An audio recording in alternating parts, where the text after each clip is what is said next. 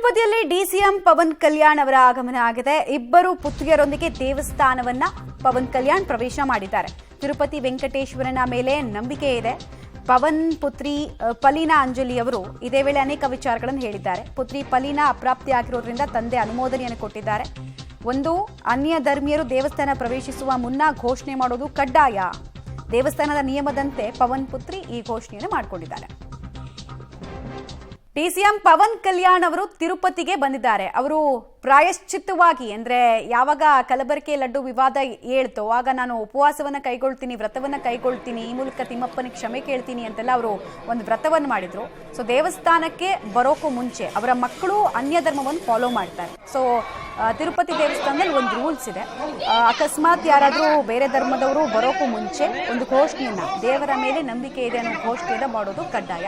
ಅದರಂತೆ ಅವರ ಪುತ್ರಿ ಕೂಡ ಮಾಡಿದ್ದಾರೆ. ಇದೇ ಸಂದರ್ಭದಲ್ಲಿ ಪವನ್ ಕಲ್ಯಾಣ್ ಕಂಡು ಬಂದಿತ್ತು. ಹೀಗೆ ಪ್ರಾಯಶ್ಚಿತ್ತದ ಹೋರಾಟ ವ್ರತ ಅಂತ ಹೇಳಿ ಮಾಡಿದ್ರು. ಇನ್ಫ್ಯಾಕ್ಟ್ ದೇವಸ್ಥಾನದ ಶುದ್ಧಿ ಕಾರ್ಯದಲ್ಲಿ ಕೂಡ ಅವರು ಪಾಲ್ಗೊಂಡಿದ್ರು.